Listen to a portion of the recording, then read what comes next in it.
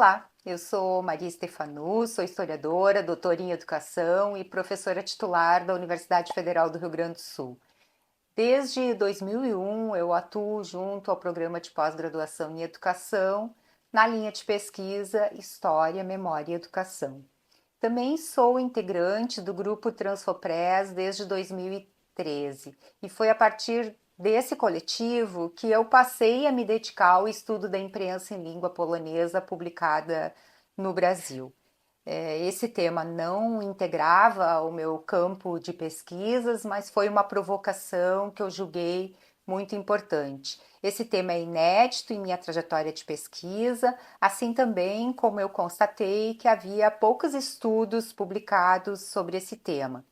Essa imprensa foi publicada no país entre o final do século XIX e no decorrer do século XX, e é ainda um campo de pesquisa que possibilita o desenvolvimento de muitas investigações, porque é pouco explorado e permite compreender a importância histórica da imigração polonesa no país, das dinâmicas culturais desse grupo cultural e das produções dos imigrantes poloneses, os hibridismos e as trocas culturais das comunidades de poloneses que se radicaram no país. Minha pesquisa e o conjunto de investigações que nós temos feito no grupo busca contribuir com essa história de modo a ampliar o conhecimento sobre a presença da imprensa alófona no Brasil e superar uma espécie de silenciamento da historiografia nacional acerca da contribuição dos poloneses na história da imprensa. Em 2014, eu comecei a investigação e procurei organizar o grupo de pesquisa. Nós estávamos determinados em mapear de maneira exaustiva os periódicos em polonês publicados no Brasil. O percurso partiu de dois trabalhos que consideramos fundamentais. O relatório sobre imigração polonesa de Kazimierz Gluchowski, que atuou como primeiro cônsul da Polônia em Curitiba entre 1919 e 1922, e o levantamento de Jean Piton, que catalogou publicações polonesas no Brasil. É um levantamento bem extenso, essas publicações entre 1892 e 1971. Apesar da relevância desses dois estudos, nós percebemos que havia muito ainda a ser explorado. A pesquisa ampliou essas fontes iniciais, examinando acervos documentais e bibliotecas, embora muitos desses acervos sejam bastante escassos.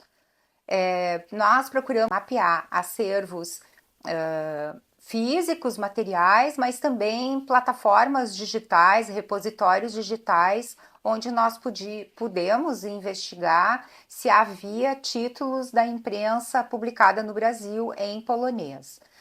O resultado desse trabalho foi publicado no catálogo Transfopress Brasil, que veio a público em 2023, onde eu apresento um inventário de aproximadamente 60 títulos de periódicos em polonês, cuja existência podemos confirmar materialmente em acervos físicos ou identificar a existência em acervos digitais. Além disso, nós listamos também outros títulos mencionados indiretamente em documentos periódicos, narrativas biográficas, textos literários, cujos exemplares não foram localizados, mas que nós consideramos como sendo a memória desses impressos publicados no país. Isso se soma aos 60 títulos localizados, a mais de 180 títulos que nós temos conhecimento de que foram, enfim, impressos em nosso país. O levantamento dessa imprensa tem muitas características, muita variedade, indica dispersão geográfica das próprias comunidades. Nós temos registros desde o Rio Grande do Sul até o Espírito Santo. Muitas vezes as publicações tinham vida curta, com apenas um ou dois números. Em outros casos, sequer nós conseguimos identificar menções ao período completo da circulação e da impressão desses materiais. A pesquisa, sim, é um trabalho desafiador, mas essencial para preservar a memória histórica. Agora eu quero destacar os principais desafios que eu enfrentei ao longo desse processo. Primeiro, a própria natureza dessas publicações, a sua fragilidade e efemeridade. Muitos desses periódicos, como eu disse antes, tiveram uma circulação extremamente breve, o que dificultou sua preservação. Em outros casos, nós encontramos apenas um número isolado, sem informações sobre números anteriores ou subsequentes.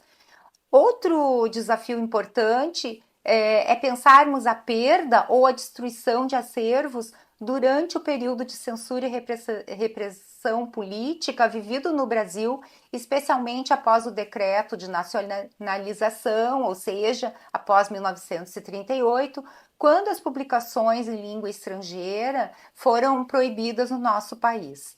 Além disso, houve uma sistemática desatenção à preservação desse material, pelo não domínio da língua, pelo desconhecimento, e por muito tempo essas publicações foram consideradas irrelevantes, o que contribuiu para a sua perda ao longo dos anos. Uma perda irremediável. Podemos dizer, como Arlette Farge, que sequer os roedores deixaram suas marcas nesses papéis antigos.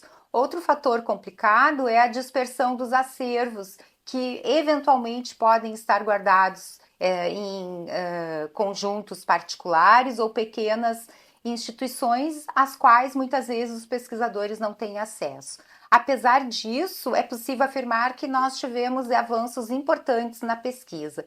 A própria Universidade Federal do Paraná recentemente lançou um acervo digital que reúne exemplares de jornais e revistas em língua polonesa publicados no Brasil entre o final do século XIX e meados do século XX. Essa iniciativa deve ser saudada e representa um grande passo na preservação e disponibilização desses documentos.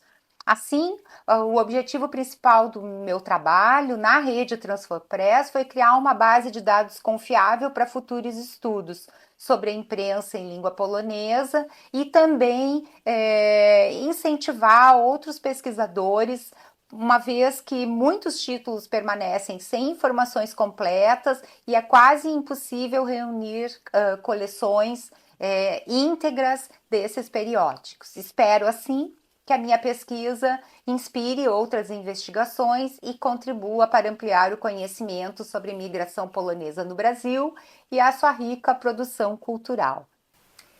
Em síntese, a imprensa em língua polonesa publicada no Brasil é um campo fascinante, mas eu seguramente afirmo que é ainda um campo muito pouco explorado. A preservação e o estudo desses materiais não apenas nos ajudam a compreender melhor a história dos imigrantes poloneses no Brasil, mas também lançam luz sobre a riqueza e a diversidade de práticas culturais em nosso país, sobretudo daqueles grupos que foram invisibilizados na nossa formação cultural e as suas contribuições. Eu gostaria de finalizar ficando à disposição daqueles que tiverem interesse em conhecer melhor o trabalho, as nossas publicações e que desejarem prosseguir com essas investigações para que a gente possa trocar ideias e compartilhar documentação e referências. Obrigada.